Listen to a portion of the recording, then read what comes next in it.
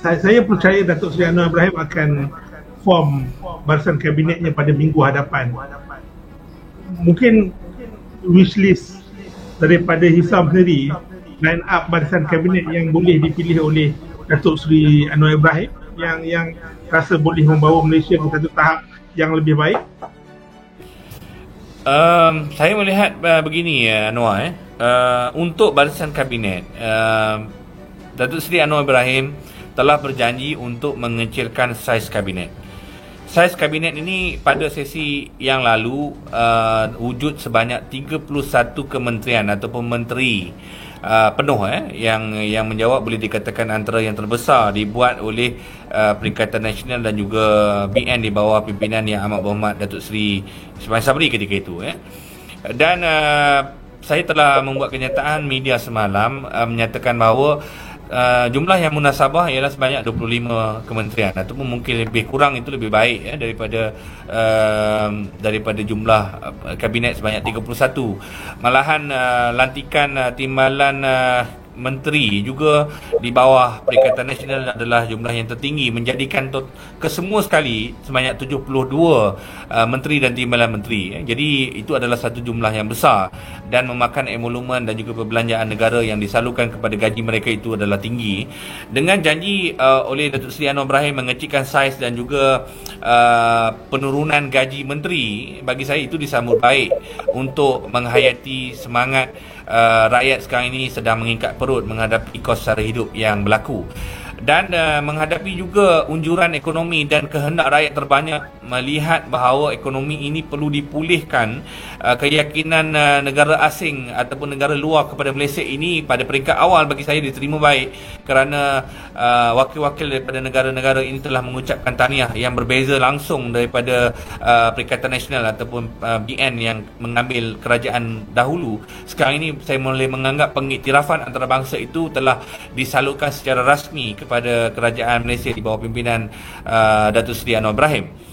Manakala dalam konteks tadi atau pemulihan ekonomi, mengatasi kos sara hidup, ini memerlukan menteri yang kompeten untuk berdepan dengan situasi ini, iaitu menteri yang mempunyai kejelasan hala tuju negara, yang mahir dalam aspek politik, ekonomi misal contoh, perlu diberikan tempat dalam kerajaan sekarang ni. Bagi saya, wishlist saya ialah Datuk Johari Ghani, antara person yang ataupun individu yang saya anggap walaupun mungkin perkara ini dinilai sebagai ini kerajaan Pakatan Harapan mungkin tak untung meletakkan UMNO di posisi penting, tetapi saya melihat kredibiliti ataupun kemampuan beliau yang memahami aspek ekonomi secara mikro dan makro ini mampu untuk membantu kerajaan keluar daripada situasi ini.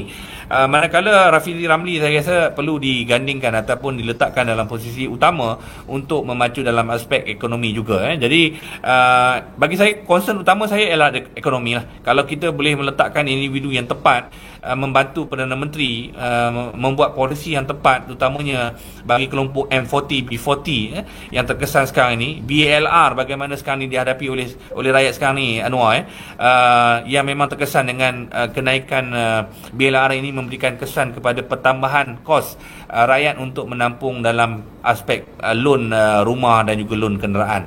Jadi bagi saya, kalau itu boleh diusahakan dalam masa terdekat oleh kerajaan, ini amat dihargai, disyukuri oleh rakyat. Jadi tumpuan saya untuk peringkat ini, Anwar, ialah kerajaan perlu membentuk kementerian, menteri yang kompeten, yang benar-benar berintegriti, betul-betul berwibawa. Kita tak mahu lagi menteri yang memang sukar untuk kita mendapatkan pendapat dia.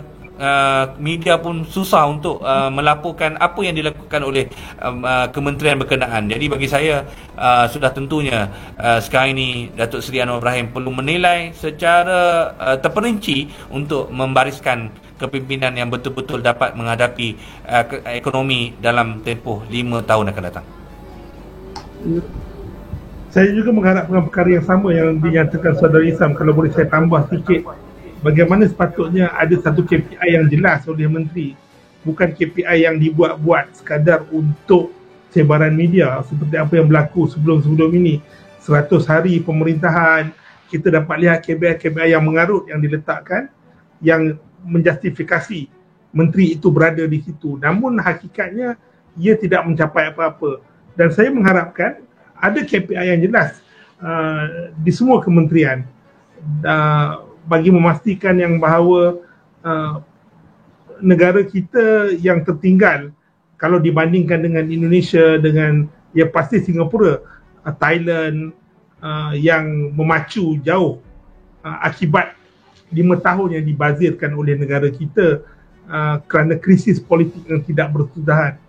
Dalam ruang masa yang ada ini, saya mohon 3 minit saya beri kepada saudara Isam untuk membuat konklusi dan moving forward tentang apa yang berlaku ini dan juga apa yang ingin dicapai oleh kita. Mohon saudara Isam 3 minit konklusi. Baik, rakyat sudah bersuara dan pembentukan kerajaan pun telah terbentuk dengan kerajaan perpaduan yang digagaskan oleh Duli Yang Maha Mulia Yang di-Pertuan Agong dan menitahkan supaya kerajaan sekarang ini menumpukan ke arah untuk menstabilkan dan juga memberikan natijah yang baik kepada perkembangan ekonomi khususnya. Jadi saya melihat ini tanggungjawab berat kepada Datuk Seri Anwar Ibrahim untuk memulihkan kembali ekonomi negara, kemudian mendapatkan pengiktirafan antarabangsa, kemudian merapatkan balik jurang antara kaum yang wujud dalam kempen yang kita nyatakan tadi, yang kita bincangkan tadi, membina balik negara bangsa yang berada di landasan yang tepat. Malaysia ini adalah negara majmuk dan sebagainya, manakala Perikatan Nasional boleh memainkan sebagai entiti pembangkang, melakukan semak imbang supaya Kerajaan Pakatan Harapan dan juga Kerajaan Perpaduan yang dibentuk ini juga berhati-hati dan juga membuat polisi yang memberikan manfaat terbanyak kepada rakyat.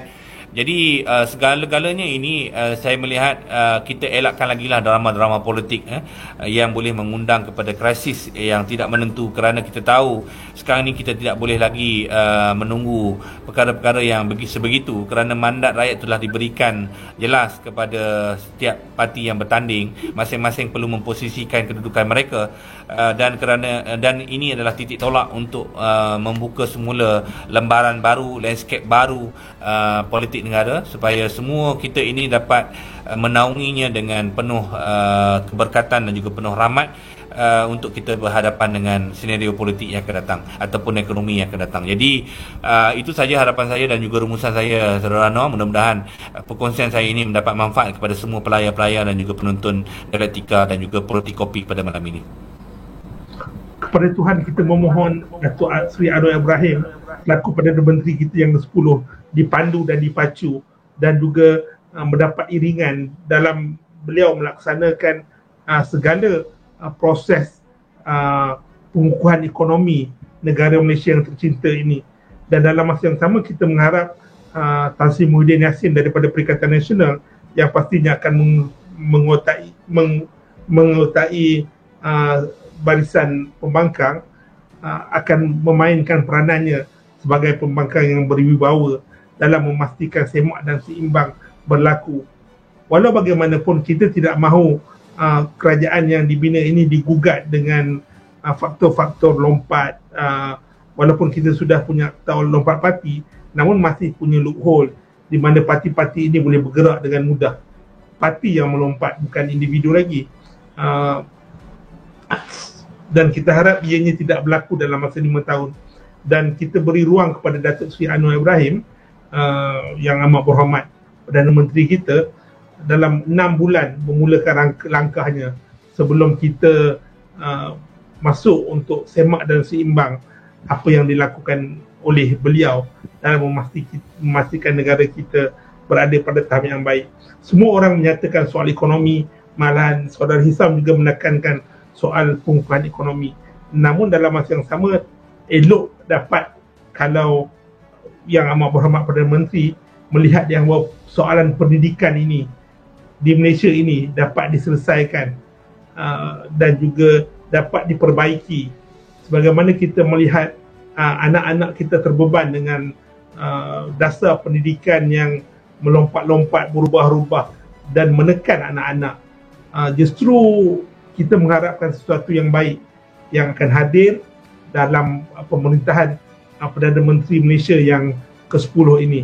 Dan moga-moga ini adalah satu landasan baru untuk kita membina negara kita untuk memacu laju meninggalkan Indonesia, Thailand dan negara sekitar kita yang sebenarnya sudah bergerak dengan pantas sewaktu COVID, dan 5 tahun yang dibazirkan oleh krisis kepimpinan sebelum ini mampu diganti balik dengan kepimpinan yang baru.